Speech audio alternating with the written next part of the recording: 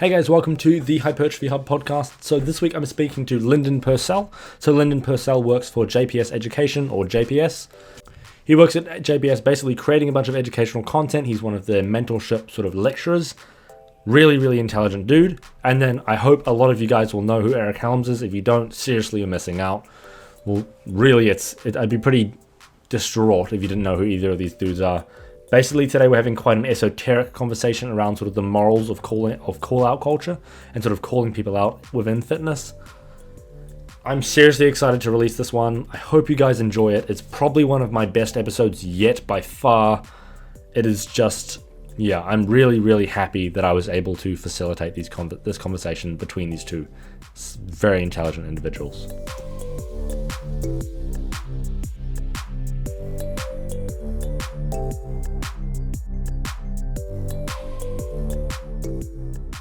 Hey guys, welcome to the Hypertrophy Hub Podcast. So this week I'm really excited to have a very interesting conversation. It's one that I've been thinking about for a very long time because I didn't quite know how to structure it or phrase it or even begin the conversation because it's something that I hadn't.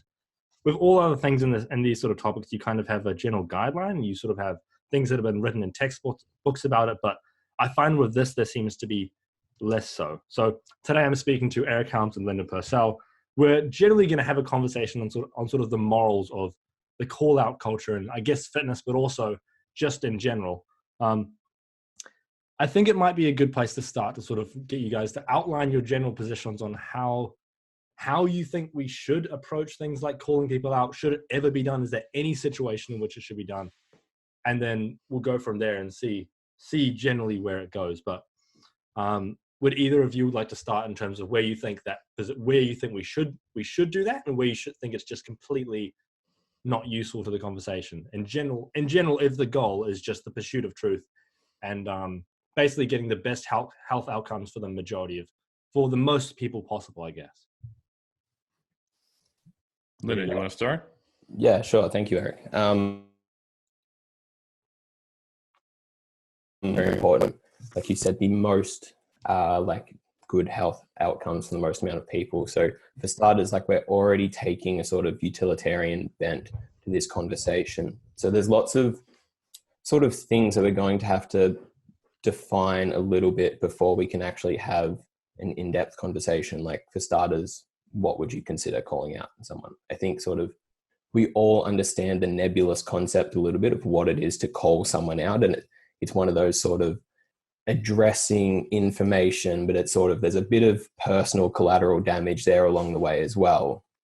And it's typically done in sort of a way that enhances the person's reputation that's doing it or sort of diminishes the other person's. Now there's certainly better and worse ways to go about that. But I guess that's my understanding of what it is to call someone out. In regards to how I feel about it, I guess there's a few additional thoughts this brings to mind. So I guess I come at things from a relatively libertarian worldview, and for the most part, people can act in ways however they like, provided they're not doing harm to others. However, libertarianism is founded upon or informed by what's known as sort of the harm principle. It's, do as you like, provide you're not doing any harm. Where the issue comes in, however, is calculating direct or indirect harms.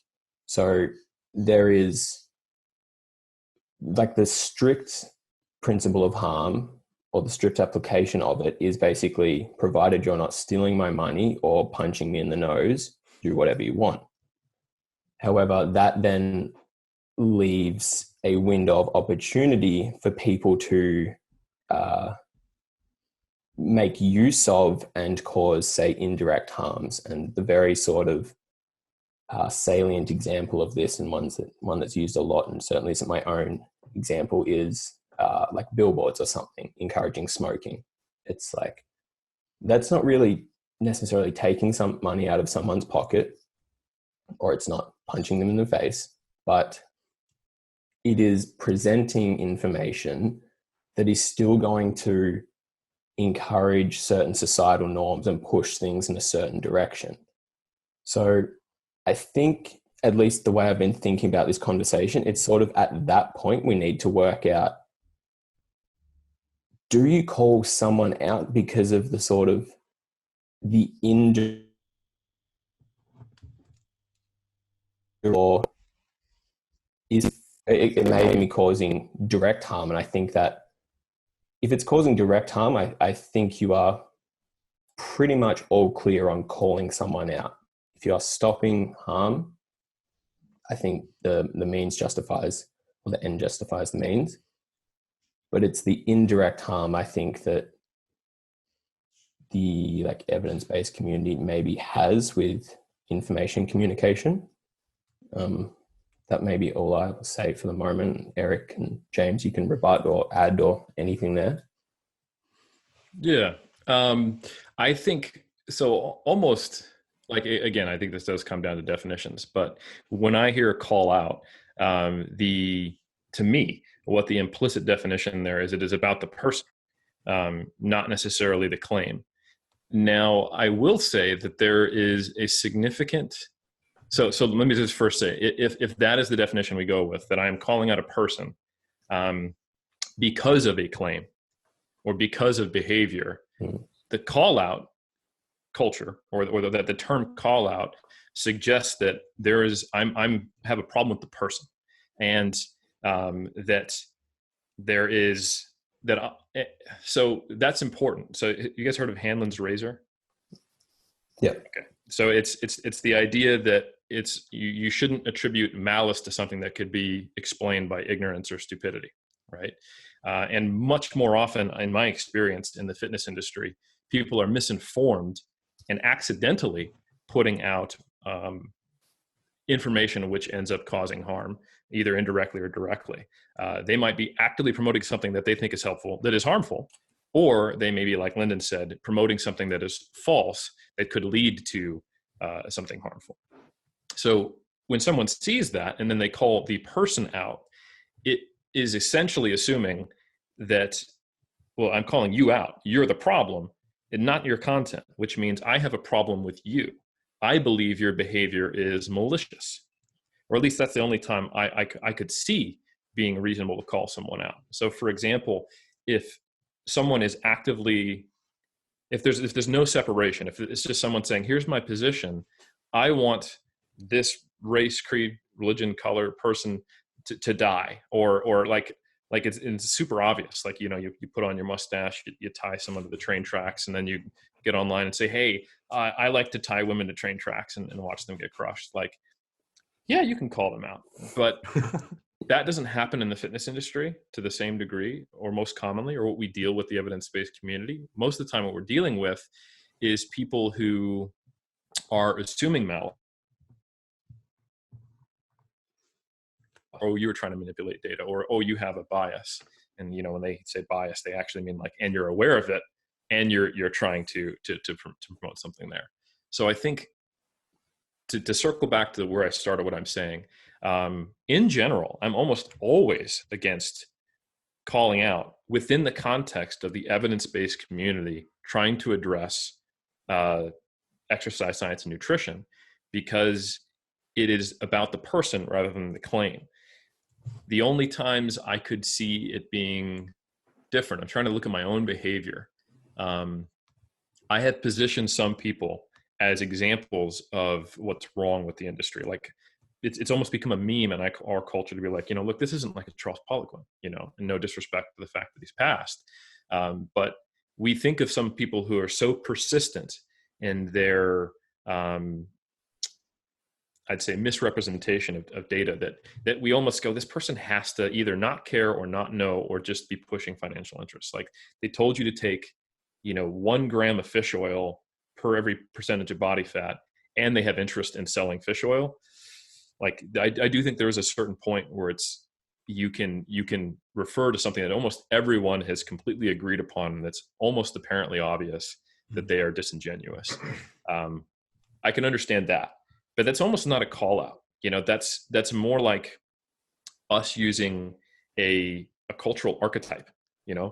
As much as Poliquin probably didn't appreciate it. Poliquin became the cultural archetype of the misuse of science, in the evidence-based community. So that's why we'd bring up his name. And you can think of others. I can think of probably a list of 10 people, who are not accurate with science. But in general, I think if what we're talking about is someone in our community who is supposedly trying to get to something that is something that is evidence-based and promoting a method of nutrition or a method of training or an approach or an idea, and they put it forth as content and advice, and someone else then calls the person out rather than the claim, I typically think that's almost always counterproductive. Any combating points, Lyndon? No, I think Hamlins Razor is certainly a great addition to this discussion. No, I was mostly on board with Eric, and I think I, even just after his little dialogue, then I have a better conception of probably where we're talking about the conversation. Cool. Yeah, I guess Eric is sort of, or maybe we both are now going to consider this as sort of like the image that came to mind is like WWE, when it's just like, hey, I want you, and like come from back. It really is drawing, the person to the focal point of attention rather than the claims. I guess then my question becomes sort of, and maybe it's one of those gray things where you can't really define it, but how many times you need to address someone's content before they become the problem. And it's, that's going to be just sort of a broad community reputational thing where it's like, okay, this person isn't actively trying to improve their message. They're just continually seeking uninitiated people so they can push the message upon them. Yep. I think, I agree with that. And that's kind of like the archetype that I used Poliquin to describe. And then the question is one of utility. What is the best approach to help people? Like something I've said many times is that I'm much less interested in busting myths and much more interested in providing information to people. And that's not because I'm just fundamentally against the idea of myth busting. It's because there's a list the length of my arm that I could write of people who are doing myth busting. And there's a much shorter list, although I think it is growing, of people who are giving useful information on what you should do. I think and let me know if you guys think this is an unfair characterization, but the general, even if someone is like, you know what, I want to try to get science-based information, they just start on Google. Like they're not in our community to know who are the good actors, or even the unintentionally bad actors, unintentionally good actors. If they don't know where they're starting and they just Google, they're going to get a bunch of information that is maybe 50-50 accurate, 50-50 inaccurate. And even the accurate information is often positioned in ways that they don't have any way to integrate it. Like the way we myth bust, it's very much like whack-a-mole. This person said this, that's not true. Here's the evidence. Why not? And a initially quote unquote well-informed person who's engaged with scientific information is going to have a lot of ideas of what's BS and not a whole lot else, So I think that's a problem. And I think there is a lot more time that needs to be spent producing content of utility and creating heuristics and systems. So that's where I live.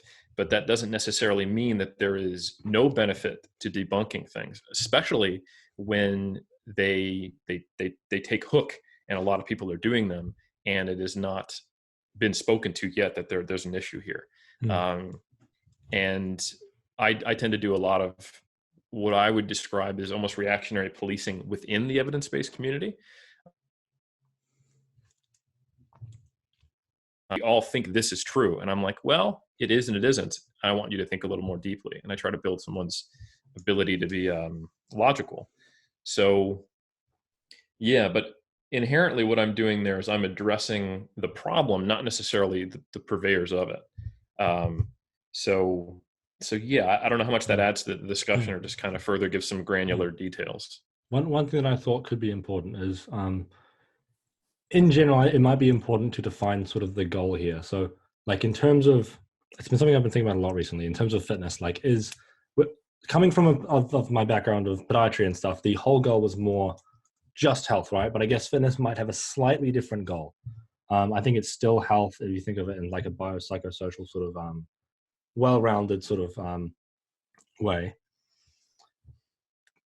Is the goal here to maximize health in a way, and is that in a numerical sense, or maximize people's ability to consume high quality information to improve their health? Or because I find a lot of the time the people learning they are people that are consuming the content, but a lot of the time, especially in like my case and probably your guys' cases as well, it's other practitioners. I find a lot of the time, like almost a crazily high majority of the time, it's someone who's actually in the industry. They do it themselves as a hobby, but yeah. Does that kind of make sense? Like, is the goal here to maximize numerical numbers of health or quality of life or health span or something along those lines, or is the goal of is that the general goal of the fitness industry? If that makes sense. Can I make a meta point related to what you just said that might steer this conversation in a different direction? I don't want to I don't like your question, I'm going to change it. But I think there is that question, I think, is sometimes the root of the conflict that we see, because there are many content producers and many content consumers who have different reasons for consuming the content. Like, for example, and none of them are more or less valid in my opinion. Sometimes, talk to Greg Nuckols about this, sometimes he likes to write or talk about sciencey shit because it's fun, right? Just like I used to read, Carl Sagan back in the day, who was a very well-known science communicator who also wrote science fiction, because I really liked the idea, the imaginative experience of taking what do we know about science now, where might we go? But other people who might want to get into, science communication want to have real discussions about creationism versus, atheism or something like that. And they're actually out there trying to change minds and change lives because they think, one belief system is worse than the other or has a positive or negative. The fitness industry is you will get people who assume a motivation of someone else and assume the motivation of their audience as well.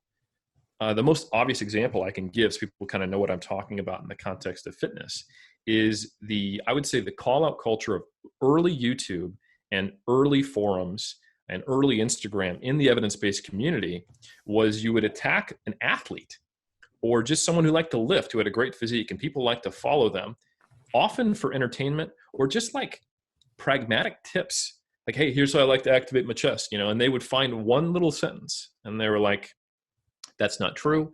You're damaging people's knowledge. You're harming them. And it's like, all this dude is doing is going, people really seem to like me training. They want to know what I do. Here's what I do. And they're basically they're just sharing their anecdotes. They're like people who just film themselves, They never said, I'm a science communicator. I'm telling you the one right, true way to do it. And I've seen people who've literally just said, hey man, these are just advices, right? And we can all know who I'm talking about. And in that kind of archetype, who then some other person comes in and changes their goalpost, basically says, you know what you're doing? You're sharing harmful information. Sometimes they are, sometimes they aren't. But I can think of so many times where someone who has not positioned their content as truth being told, hey, that's untrue. And I think that is problematic. And even within folks who are sharing scientific-based content, I've seen people, Greg has talked about, he's been frustrated sometimes. He's asked a speculative question and theorized and just talked about science because it's neat. And someone says, hey, that's not helpful. Like, why don't you focus on content that'll tell me what to do on Wednesday in the gym? And it's like, well, I have that article. If you want to read that, this is just for that purpose. So a lot of times it is the assumption of purpose or the assumption of utility when it's not there, or the assumption of this being an evidence-based guideline when it is actually an anecdote that causes these problems. So that's just what I wanted to say. I'll shut up for a while. I think that's a good contribution, because it's like, I think it clarifies it a lot more, because I'm muddy and trying to, because I find it's interesting thinking, okay, what is our goal here? And I think it's like, well, it changes a lot. And yeah, one of the things you said I thought was quite interesting.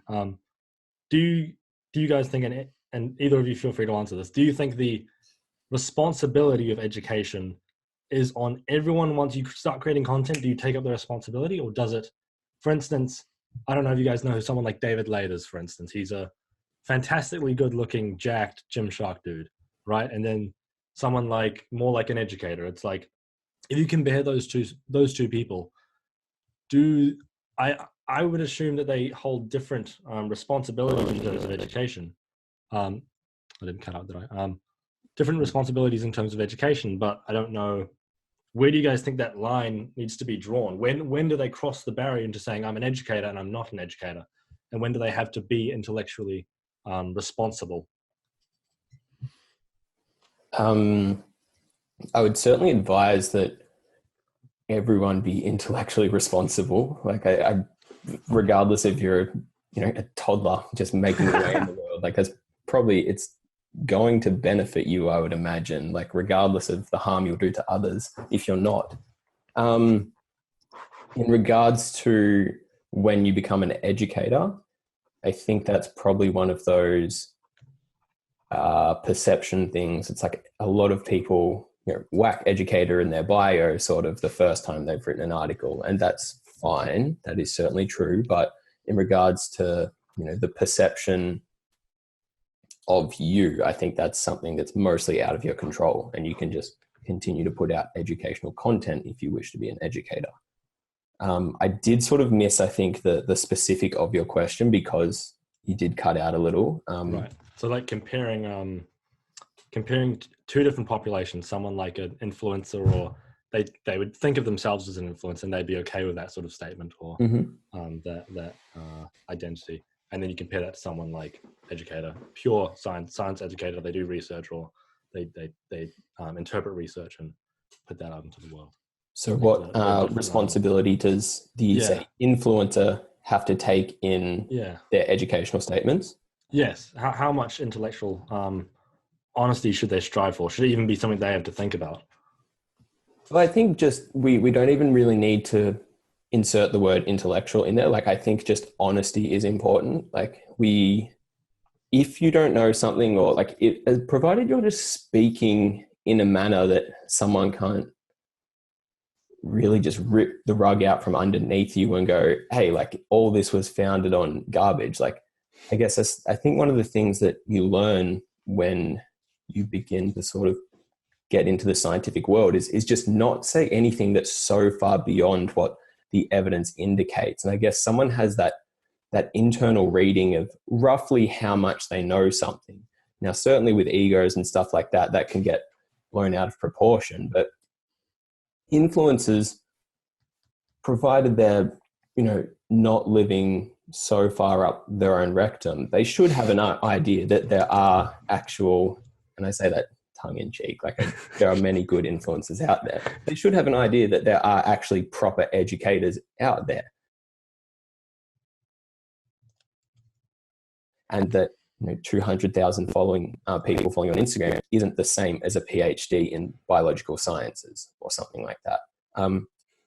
How much we tolerate their educational content, I think, is just a question of basically sort of how damaging, whether it's net neutral, net positive, net negative, it is. Like humans are status vices, and we sort of value a bunch of different things along a spectrum at any one time, and then sort of can only really make one judgment about it. If someone's a brilliant influencer and they say some things that are a bit murky, it's kind of like, yeah, we'll probably okay it, because for the most part, they are actually helping us expand the fitness community, which does actually increase the net amount of health experienced across the population. Like, they're getting people in so we can improve their health or something like that. But it always depends on sort of the basis on how you get someone in. Like, there's lots of people that pull people into the community, but at the same time, they're like, hey, don't listen to those guys, sort of a thing. And then that sets everything on sort of off on a bad track, and it it creates fractures and divisiveness amongst the community. And I think people like that, we need to maybe pay a little more attention to, and we might have to section them off and label them that God forbid toxic word that millennials love using. Yeah. It's very difficult to categorize people because it is a little easier with online personalities, because as soon as you start to produce content, you start to become aware of your own cultural meme, right? That's actually something, just as a total aside, I had a big problem with. Like, there are people who have never met me. I don't know who they are. And they're having conversations about me and what I think and who I am. And I nearly had a meltdown in 2012. And I'm glad I'm still here, to be okay with that and to realize that's a thing. And I think once that starts to happen, you are now aware of how you're perceived. And it's hard for me to think that there's people who we would consider influencers with, triple digit thousands of followers who are somehow not aware of that, and even when people, so I think, when I give advice to people who want to produce content, one of the earliest things I tell them, one of the first things I tell them, I think the most critical piece to them being honest, not necessarily intellectually honest, is to have a mission statement. Not necessarily have a brand. That's kind of like the sociopath version of that, right? Have like a mission statement to where you know who you are, what you're trying to do, and what realms you can operate in. And sometimes that doesn't, like, if you just were someone who got attention because you had social media, and the first time you started lifting weights, you benched 315, that can get away from you, or you just look great. There are many people out there who receive attention and didn't necessarily ever plan it. Like, I can't tell you how many people I know, like someone in the gym said, you should do a meet, and they do it, and they're like, I had no idea I was the only person who could squat 800 pounds at this meet. And someone goes, you should get an Instagram. And the next thing they look up and they have a following, they are an influencer, and that wasn't something planned. And initially you go, right, this is just a dude who happened to have great genetics, who trains hard, or a gal, and they've got a great physique or some impressive performance. And we shouldn't assume that just because now that's being observed, that that's an implicit recommendation for everyone else, But there does become a point where you have such a cultural impact that you should be aware that your actions are influencing others. And I think at that point, you probably have a responsibility, or at least my advice would be that you should have a responsibility. Or even, I'll walk back even further. At the very least, to avoid getting called out, you should probably make a disclaimer to say, hey, you know what? I'm not an educator. This is the way I've trained. It's worked for me. And that's really all I can say. Hopefully this might give you some ideas or be useful, at least entertaining, or at least fun to watch if you're a fan of lifting weights, So I can definitely forgive people who don't start off that way. My advice would be to anyone who wants to get into this, there's a ton of value in sharing your personal story. That's how humans connect. You don't have to be a PhD in biological sciences, like Lyndon said, to produce content. But I think the issue is that if someone is out there going, look, this is just what I do, and then I'm not necessarily giving recommendations, it still has happened many times where someone in the quote unquote evidence-based community goes, yeah, well, that's stupid. And you shouldn't be doing that. Like, then turn off your camera or whatever. Like, that's really not our goal, or I don't think it should be. And I don't think it's helpful. Now, that said, this isn't like these clear things. Like, here is someone who's providing anecdotes and they're an influencer and they're giving a disclaimer. And here's someone who's not, we call them out. The reality is it's a spectrum. And it's even a spectrum on the same person's content on different days.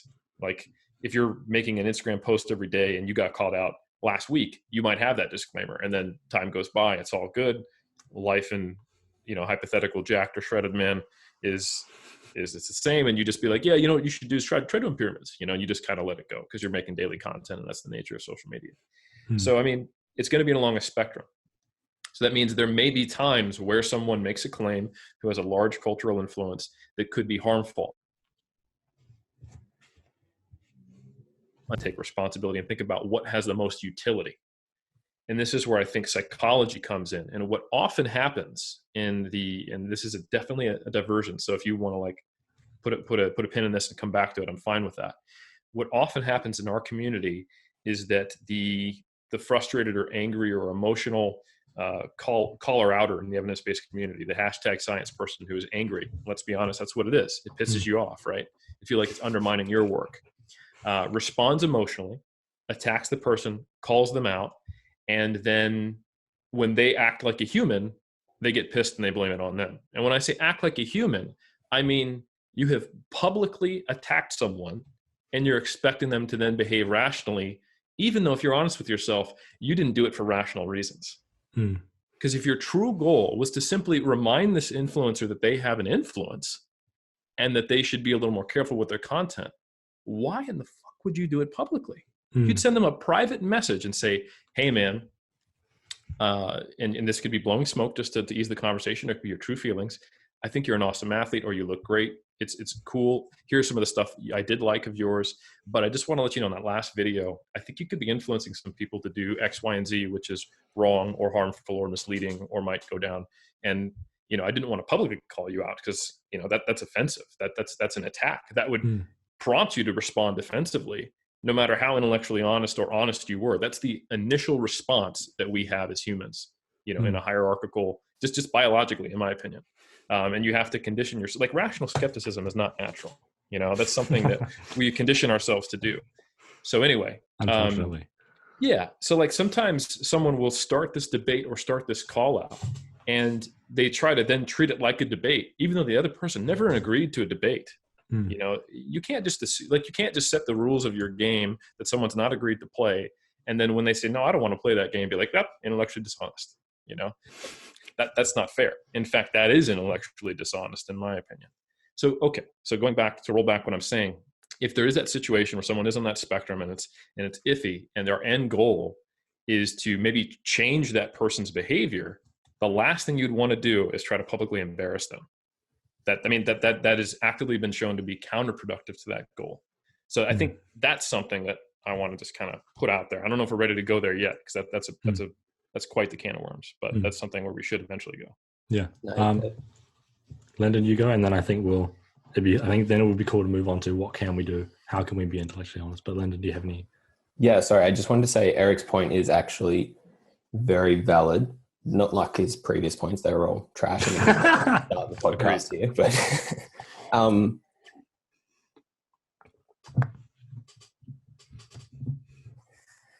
you know, egoism in the evidence-based community than probably we like to admit. And for the most part, I believe a lot of educators position themselves as educators because they want to be influencers. And when they actually have an opportunity to educate someone with a massive influence, they go, nah, fuck that person. Like, they don't know shit. Like, they're saying dumb stuff. I'm just going to talk to these people that worship at the temple of evidence-based fitness, and I'm going to be their messiah. Like, that person needs help based, like, if you know something and you know something based on the evidence, you can be like, hey, I know all those things Eric said. I really like your stuff, but I think you got this part wrong. And here's why I believe that I think you got it wrong. And it's like, you know, I'm just like, use this. I can maybe help you have influence and like have an educational element to your content. Like, try to help them out. Like, don't try not to act in just the way that benefits you. And I think we'll be better off. Because I think that's the probably, like I've talked about this with both of you in the past. It's like, that's something that I've struggled with in the past, not being that dickhead who's like at a social function and then you're like, hey, that's not true. And you're having dinner with your family at Christmas or some shit. And then you're like, calories or something, and then it's pandemonium. But so in terms of this, we've generally kind of addressed here's how you should approach someone if you know they're doing something that could be actively harmful or could be generally incorrect in a way that we should correct, or it's something that you think it might be a good idea to correct. In what other ways, if I phrase that correctly, if there's any points to add on there, but in what other ways can we go about being as honest as possible or honest as possible in our sort of pursuit of truth? I think a really important one is acknowledging the Dunning Kruger effect and acknowledging that it's not malicious, and that it's this shitty scenario where you can't know that you're wrong until you know a lot of things. And you don't know the potential to be wrong until you know a lot of things. So it kind of goes back to Hamlin's Razor, but it also comes from the position like Lyndon was talking about, is you really have to look at yourself as someone, an educator. And I think there's nothing wrong with having ego be one of your driving motivators, because it's natural. Social acceptance, very normal, natural things for us to have. It only becomes problematic if they are the sole, or you could say psychologically maladaptive driver, and it actually hurts your pursuits. Like, I can definitely look in myself and acknowledge that at different strengths and at different points in my career and my own personal emotional development, sometimes within the damn month, depending on what's going on in my life and whether I feel insecure, one of the motivators is I want to be the smartest guy or gal or educator in the room, but that awareness is so important. And I think a lot of people don't have that awareness. I didn't always have it.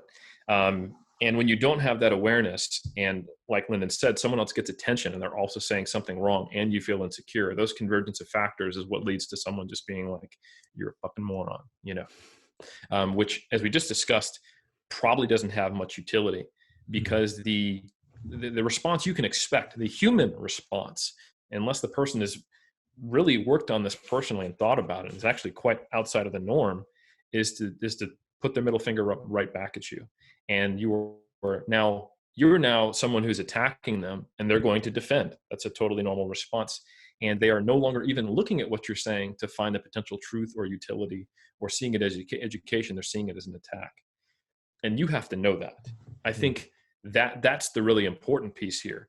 And then the Dunning Kruger, like, it never goes away. Like, you still could be wrong. And I think when you do see someone who is doing something that you believe to be false, you need to always maintain the possibility that you might just be wrong, or that you might be misrepresenting or misinterpreting what they're saying. So the concept of steel manning, we're all aware of the concept of straw manning, right? That's when you take the worst, or it's not always on purpose. I think that the kind of the default setting is you're interpreting them based on your interpretation.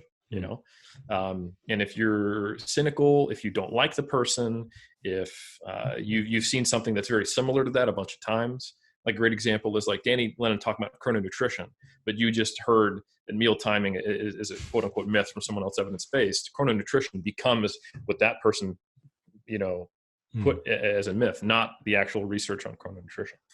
So anyway, all of those things together, when you are first assessing something that you may or may not decide to call out, quote unquote, I think one of the first steps is, let me think how I could be wrong.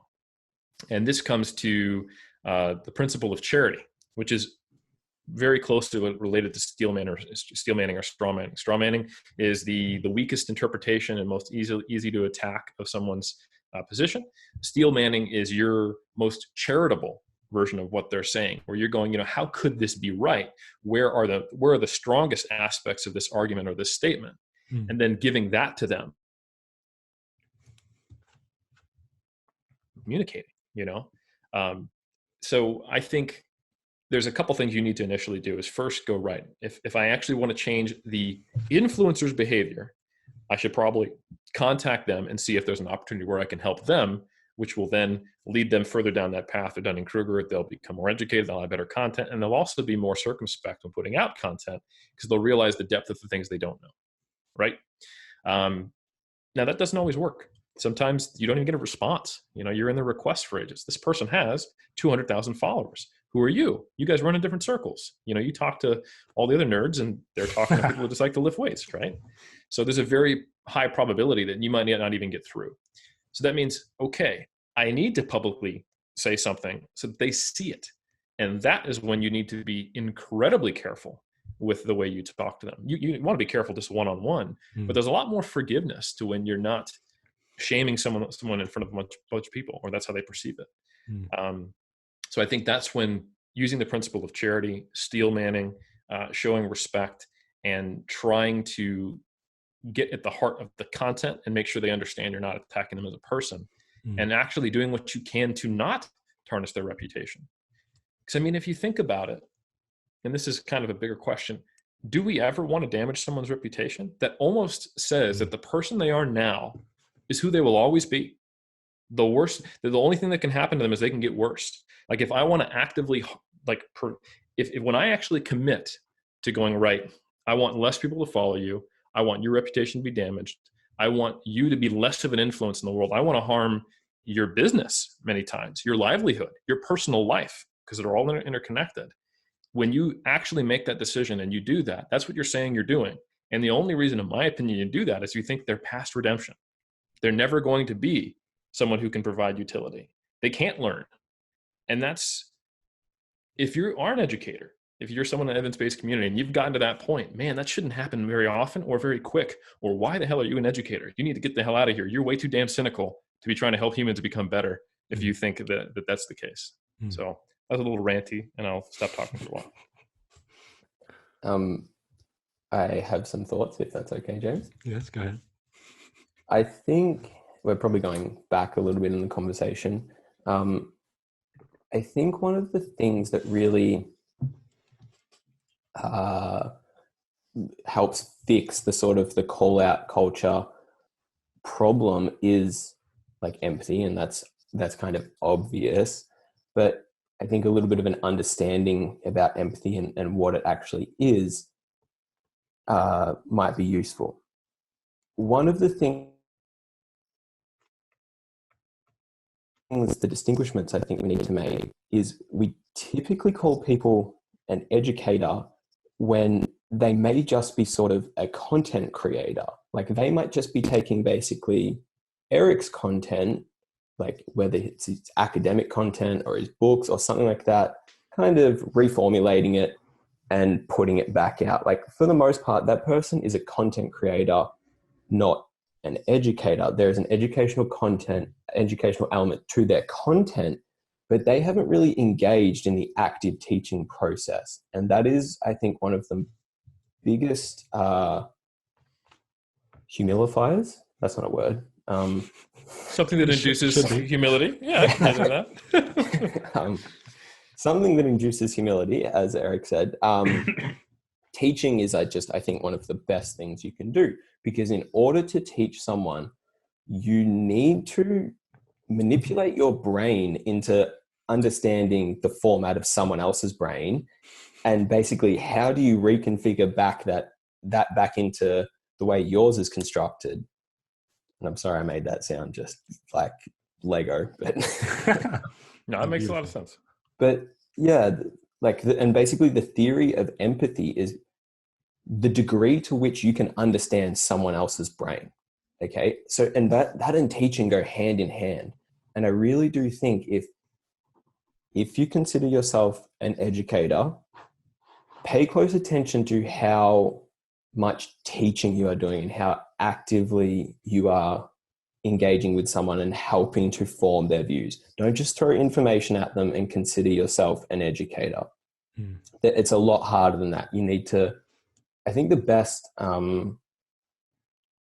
basically formulation of this I read in Steven Pinker's book, The Sense of Style, on just basically writing and like how you want to portray information. He basically just described it as you want to stand beside someone and be like, hey, like see that over there?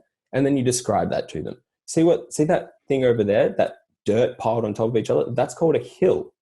And then where there's no dirt between those two hills, that's called a valley. And like, that's education. Don't just throw like a fucking geology book at someone and have it hit them in the head and be like, I educated you. Okay. I'm sorry that was so dramatic, but I think those are kind of memes of how people actually go about educating and influencing. And I think we just need to make that sort of distinction between content creator and educator. And if you want to do a better job, try actively teaching people, and that will probably help develop some empathy, and you'll probably have a more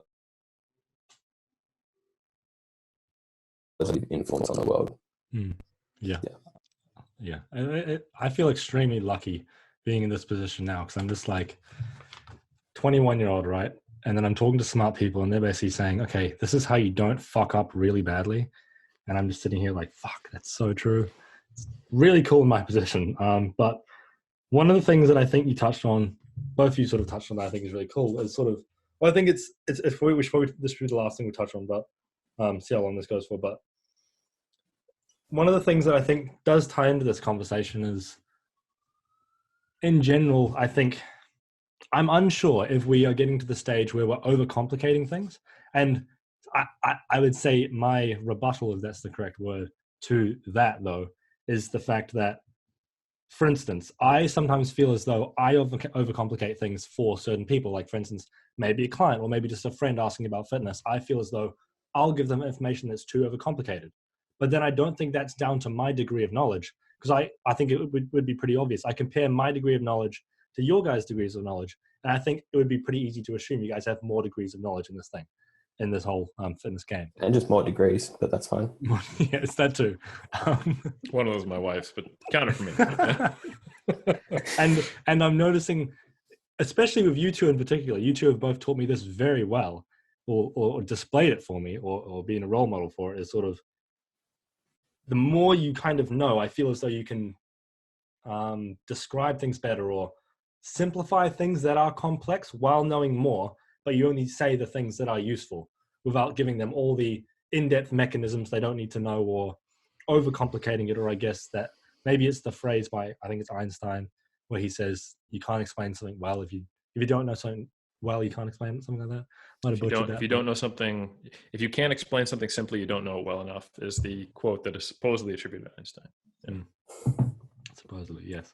So yeah, do you guys think, in terms of overcomplication, do you think we're overcomplicating it, or do you think the general increase of knowledge allows you to be a better educator, or is there a whole nother set of skills that have to come from somewhere completely different that allow you to simplify things for the person you're talking to? I think Lyndon, if you don't mind, and let me know if I'm not characterizing you right here, brought up two really, I think there's three things at play. For one, you do have to understand something with a reasonable depth to be able to then create a heuristic for it. A heuristic being a useful but simplified version of whatever it is that allows someone to act, right? The two other parts, though, are what Lyndon brought up, which is one, empathy, which is understanding the way someone else's brain works, and being an educator. And okay, I'm making four things. Okay, so you got to know it well enough, and then you got to know how to educate, which includes empathy. And then I think you also need to be really aware of your ego, because there's a lot of reasons why someone might be overcomplicating something. Someone might be extremely detail oriented, and their brain works in a very linear fashion. And I think this is true of a lot of very analytically minded educators. I'm a very big picture thinker. Like, it's very difficult for me to pay attention in a stats class or a biochemistry class or a physics class, because the pieces of information they're giving me, if I can't connect it to what my actual interest and focus is, biomechanics from physics, physiology from biochemistry, or even exercise physiology to take it further down the track, statistics to actually analyzing a research study on physiology, then I have a really hard time following those steps and maintaining focus and putting together those pieces. But someone whose brain is very much, I must understand this, to understand this, to understand this, to understand this, their natural style of teaching will be to give you point A to B to C to D to E, and therefore F. Well, I might personally benefit from hearing them go, hey, we're going to get to F, and here's how we're going to get there. And then at each stage, here's A and how it relates to F, here's B and how it relates to A, of course, and how it relates to F, and here's C and how it relates to B and A, oh, and by the way, an F. So that could just be, you're not a very good teacher, because you assume everyone learns the same way you are. You're actually just a lecturer, which is unfortunately the way we kind of teach at the university level, is you get a PhD and it's just assumed you can teach. But I think, like Lyndon said, it requires empathy, which requires teaching to the brains of others. And it requires understanding. Like, you can't teach A through F if you don't know A through F. That's step one. You can't teach A through F to someone else unless you don't have empathy and teaching skill to understand how they think about it. But then you also have to assess, maybe the reason why you're teaching A through F is not because it's critical to understand and not because it's important, but because you feel smart. And I think that's where that self-assessment comes in. Are you insecure, or are you trying to grow a following, or are you just trying to do the hand wavy thing where in the end, the only thing the person understands is that guy's really smart. He's going to be my guru. And it's difficult to assess why someone is doing that. And again, it comes back to Hamlins Razor. A lot of the time it is just, I have a lot of insecurity. I'm trying to stand out in a world where there's these other really smart people. Like, I'll be honest, like, as Eric Helms, sometimes like this last month with the mass internal review, I reviewed an article on how we could plausibly think that oral ATP supplementation works, even though it seems to be not bioavailable. And I hit the limit of my physiology knowledge, and I felt like an idiot, you know? And now I'm like, okay, well, I got to prove to Greg and Mike Zerdos and Eric Trexler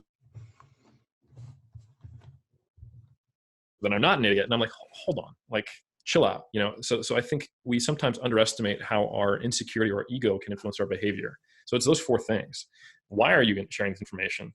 Is it helpful to everyone who's listening to you? Do you know well enough to even simplify it? And how good are you at teaching? So I think that those all go into that. Yeah, I think those are basically the points that I would have made. Those are things I would have roughly addressed. The other thing I would just, I just clicked out of something. No, we're all good. The other point that I think we tend to just forget, and this is more of a sort of the functional element prior to that, I think, is when you know something, we all know about how we can group like information together, and you can hold certain chunks in working memory and stuff like that. I think that's just, as part of that ego element, there's that constant self-checking that Eric sort of spoke about. It's just being aware that, hey, like, if my working memory is, you know, has 5 slots in it, the information that I can pile into each individual one of those spots is really different to what someone else can consider. Like, one chunk of information that I'm holding in working memory may take up 5 spots in someone else's. So it's no wonder that, you know, all these beginners forget context and stuff like that. Like, we can, as people that have been learning and educating about this content for so long, we can just squash it all together and think about something else, and we can apply context and contingencies and contrast it against something else, and then sort of get frustrated when someone doesn't quite get it. And I think that's just, you just need to remember that. And I think that's almost inherent a little bit. As someone who is going to become an educator, they probably have a slightly higher degree of intelligence, which actually matches quite well with the size of someone's working memory. So it's like, those people are probably going to rise to the top and find sort of educational jobs.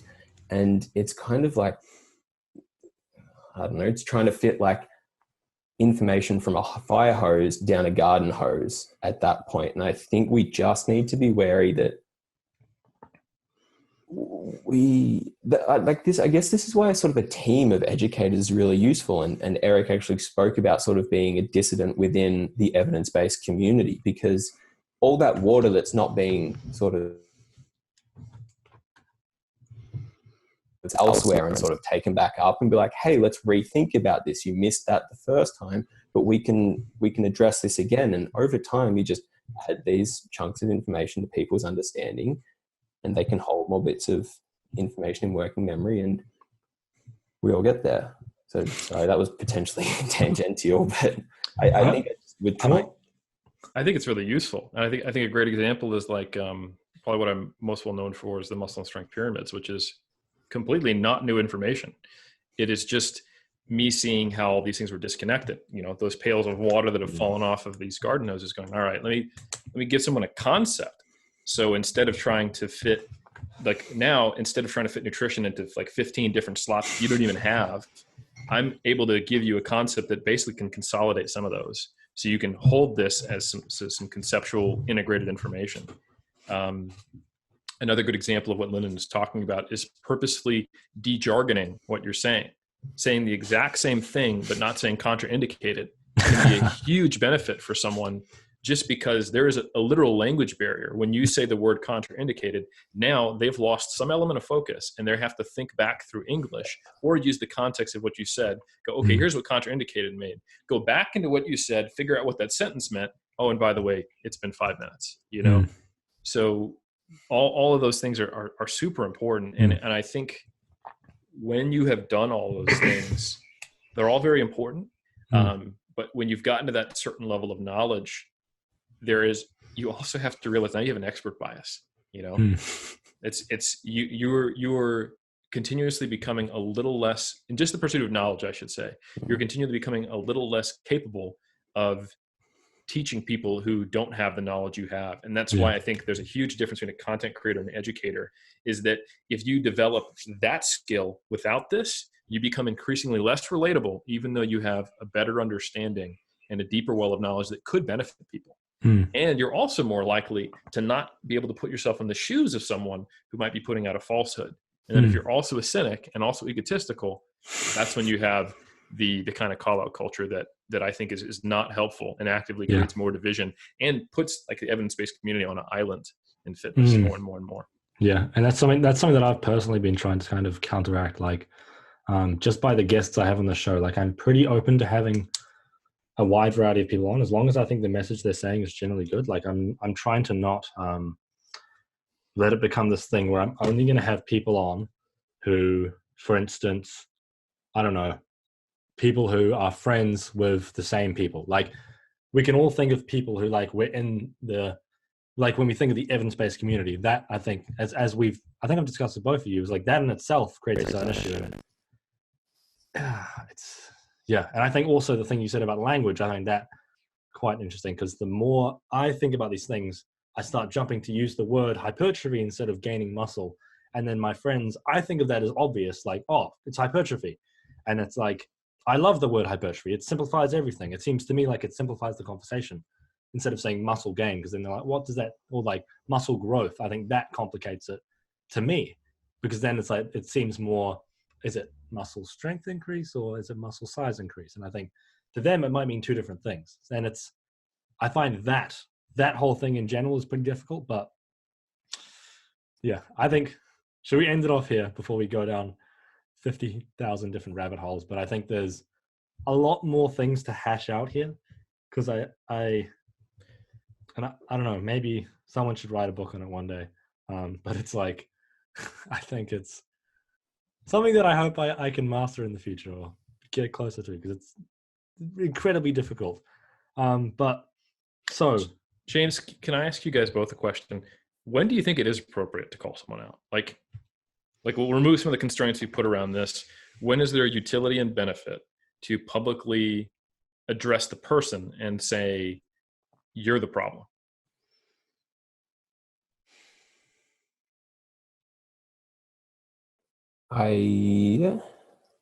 This is the sort of the immediate thing that jumps to mind, and it's almost, I feel like it's a bit of a cop-out answer, but for me personally, I think Jordan Peterson is the one that has this sort of principle. It's like, don't do anything that you aren't sure you should be doing, sort of a thing. Like, I think I couldn't describe the appropriate environmental context, I think, in which I can certainly say, yep, that is when you call someone out, because the environment is one of the most complex things that we could even try to describe. But for me personally, I couldn't rule it out. The closest I believe I have come, though, however, is probably the Team Science article that I wrote a little while ago, and I was basically calling outers. And I felt so bad for doing it. And I was like, is this the most productive thing that I could be doing? But I think it was constructive, at least for my own thought processes. And yeah, that is, sorry, my cop-out answer. I think just, if you can live with your action, go for it. Like, because if other people perceive it to be wrong, like, awesome.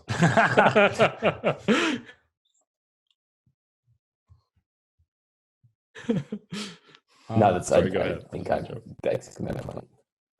The thing that comes to mind in my head is sort of The only situation that I kind of think it could be potentially reasonable, and I haven't done this in the past. I haven't followed these rules as well as I think I should have. Even recently, there was one last week where I realized now that I approached it. I wasn't a dickhead about it, but I did it in a public manner when it would have been much better to do it in a private manner. Apologies to that person if they're listening. But the only potential thing I can think of is like someone like they're selling something that's obviously disingenuous. And for instance, if someone did something that I could see as actively harmful to something like diabetes or a person with diabetes, that for me, I would find it very hard to hold myself back. But that's not the same as making it, as it being the right decision. For instance, like if someone was selling, if someone was selling something or lying to people with a chronic condition, for me, I don't think I could hold myself back. If they said something to someone with scoliosis that I knew to be false, like I couldn't handle that. Like the things that some people with those conditions have said to me would just make it feel like this person has to stop. Like it's just too, I would find it very hard to not say something if I knew for a fact that that person was causing harm to these people. For me, it would, and if it was, they were causing harm through their education, for me, it would be, I knew they were doing it for a disingenuous way. And it's so hard to know these things, right? And it's like an almost purely nihilistic scenario, but it's like, well, I think let me if I can make sure I understand what you're saying. Like I think what you're saying is that there are times when your own emotional attachment, values, and beliefs make it almost impossible for you not to want to call someone out. I think a great example that occurs in the popular culture is in the scientific community and the medical community when we see an anti-vaxxer, right? And we literally hear about children dying of diseases that should have been eradicated. Yeah. You have this vitriolic emotional response that makes you want to say something. And even though you like, I saw you wrestling with that as you're saying it. You're like, I even understand that they may not believe what they're doing is harmful, and they're probably not intending to give, to kill 2-year-olds with measles or whatever. But I don't know that I'd be able to prevent myself. And I think that's worth acknowledging. I did a lot of kind of like semi-shaming of the evidence-based community for talking about the emotional response to the other person. But I think it's on the space community to not have an emotional response, because clearly we care about it. Like we've dedicated an incredible amount of time to learning this stuff and to helping others ostensibly.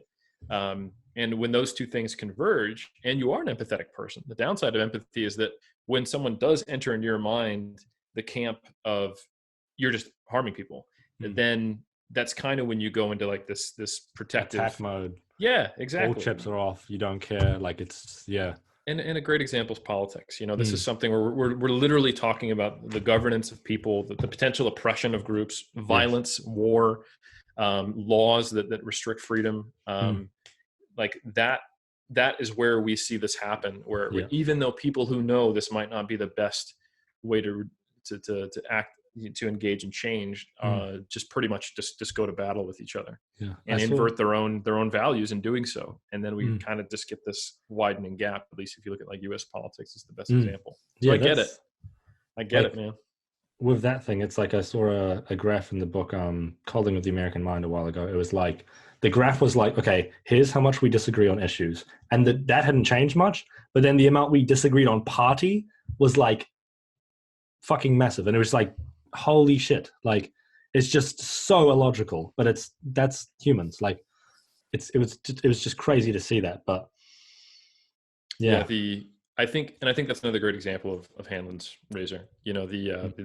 I would propose that the primary issue with American politics is that people who are moderate left or moderate right perceive people on the other side to be extreme left or extreme right.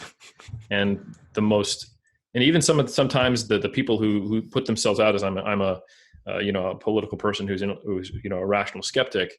The examples they use to prove their rational skeptic points are always attacking extremists. Yeah. And they're driving this wedge to create further and further discourse, and people are arguing about things that are not actually going to change public policy because, like you said, everyone's beliefs are here. But anyway, that's I only want to use that as an example of if even if the intentions are best, and even if you are having a very emotional, value grounded response, and you're like, oh my God, this anti-vaxxer.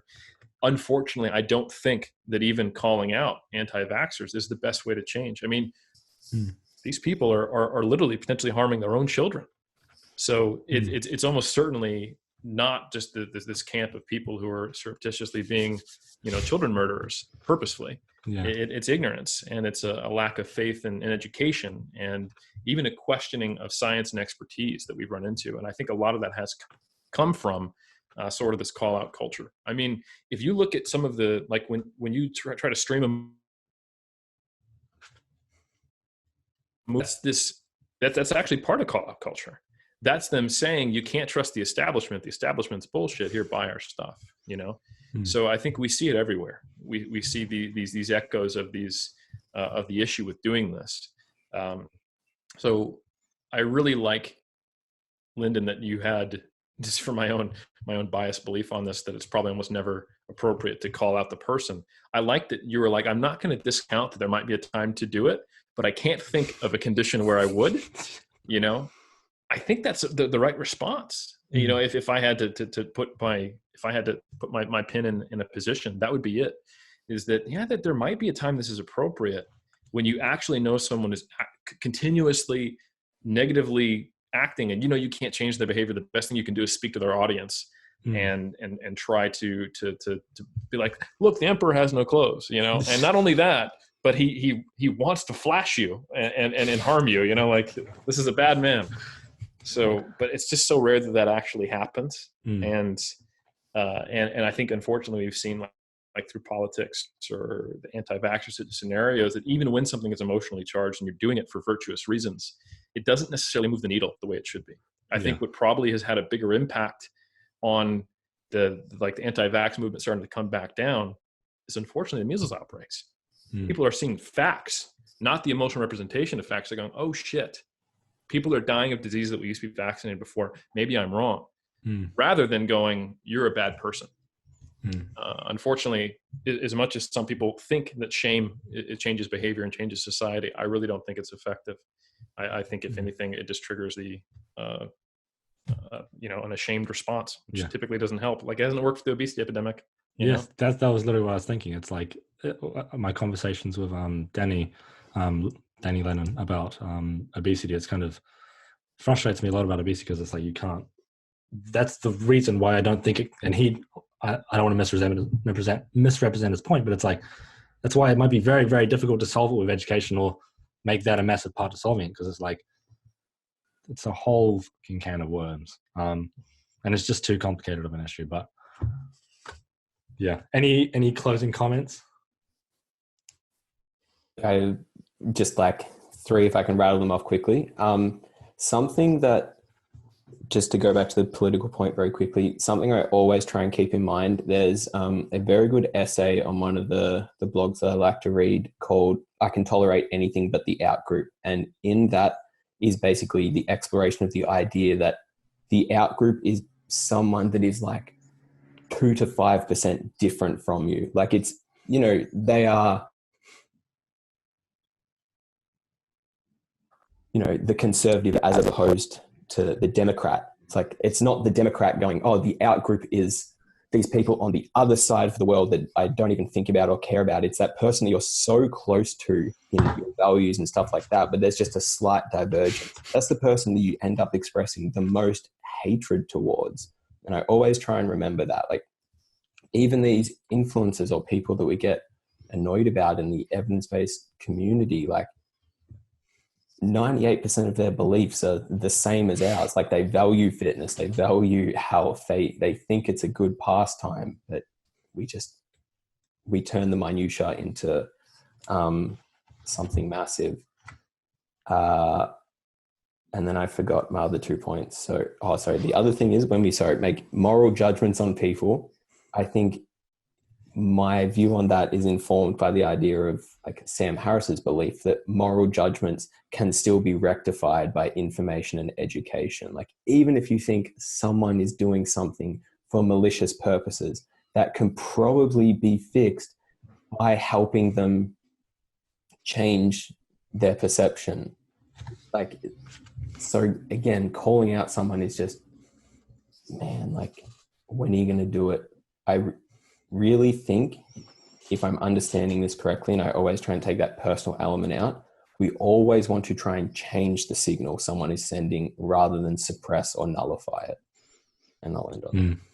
Yeah, that's a very good analogy. I think it's sort of something that I hope I carry these kind of conversations forward, like in terms of myself as an educator. As I don't see myself as much of an educator yet, but it's like as I grow into that role, I hope I can do it in an honest way as much as possible, because it's probably the hardest part about being an educator, I would say, is doing these things, learning how to do these things to start with. Because the fun thing is like the fun or emotionally fun thing is not the productive thing, or it's literally the direct opposite. But yeah, so should we finish off here? Where can we find you guys online? Eric, do you want to go first? Where can people find you? Do you have a podcast or something? Or got a few things. So yeah, if you want to follow me for daily based stuff, and on some posts with my shirt off, I will look just like one of these influencers to prove Lyndon's point that we're 98% the same. You can follow me at Helms3DMJ. On most of the time my shirt's on though, or it's not even me. If you want my content in general, or my team's content, go to 3dmusclejourney.com. That's the number 3, the letter D, musclejourney.com. From there, you can find links to the research review mass. I'm a part of the books, The Muscle and Strength Pyramids. I'm the chief author of, links to our with all of our content. And then if you want to follow myself and Omar discussing the culture of the iron game, iron culture, that is on Spotify, iTunes, and most platforms, as well as YouTube. Bon appetit. And then Lyndon, where can people find yourself? So you can find me on Instagram at al.j.purcell. Much better than hot and dangerous, I would say. Yeah, slight upgrade, I guess. You can, I guess, follow some of my professional contributions on anything JPS education. I'm sure most people know where to find those things. And I guess I'm undertaking a new endeavor to try and learn and expand my horizons a little bit. And I just announced last night like a little blog / site that I'm working on with one of my close friends. It's called thereforethink.org. .com's on back order. These people buying up domain names. Where like there's research that shows you explore a greater amount of possibilities and formulate your ideas to a greater extent if you need to try and explain them to other people. And I guess this therefore think adventure is me sort of hoping to improve a lot of my own ideas, whether it be around psychology, philosophy, politics, business. It's, I guess, a little more open-ended than what I can write for in regards to just specific fitness content. So I'm really excited about that. And they're probably the 3 places that you can find me. But I just wanted to get in my virtue points right now and thank you both and say that I thoroughly enjoyed that discussion. All jokes aside, like I really couldn't think of many better ways to spend a Tuesday morning. So thank you for that. Yeah, me too. Absolutely. It's fascinating in my position because you guys feel like, I don't want to blow too much smoke up your asses, but it's like, to me, it's very inspiring. Yeah, true cut enough. Yeah, I'm ready to receive your smoke. Like to me, it's cool because it's like, it's kind of like maybe motivating is the wrong word. Inspiring potentially. It's like, okay, like, oh wow, maybe in like a few years I can ascend to a similar level of like intellectual clarity, if that's the right word. Maybe just like clarity of thought rather than like this messy mud of ideas strung together loosely. But yes, wouldn't get your hopes up about getting out of the mud, but I think the longer you stay at it, the better your gumboots get. That's a great analogy. I was about to say, yeah, it still feels pretty muddy for my position here.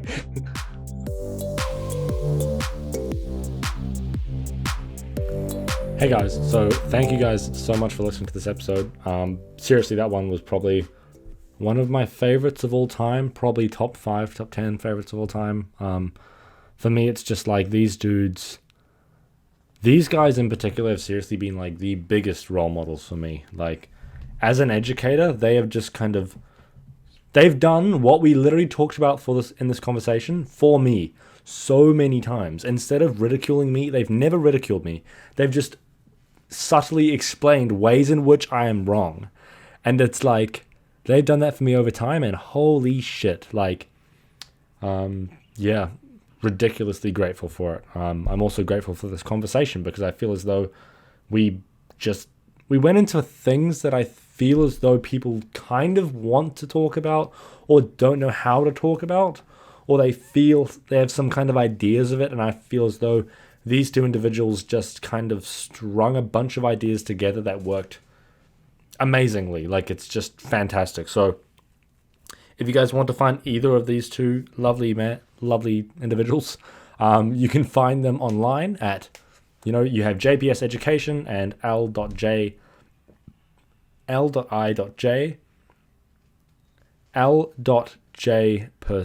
Purcell for Lyndon, and Helms 3DMJ for Eric Helms. These guys are just, all their links will be in the description.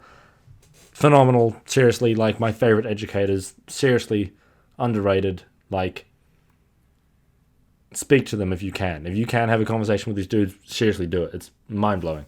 But I'd just like to say thank you guys so much for listening. Seriously means a lot. If any of you wanted to leave a review, that would mean the world to me. That's like, that for me is just, that's all I want is like, 1, I get the feedback. Like, if you seriously have negative feedback, give me the feedback. 2, the reviewing, the actual process of reviewing does help me in the iTunes charts as well. But I'm not really doing this for views. I'd probably pick different topics if the idea was to maximize views. I more want to maximize utility through conversation. And I hope I've done that in this episode, or helped to facilitate that. But yeah, thank you guys very much for listening, and I will see you again for the next episode, which may be with Lyndon again. We shall see.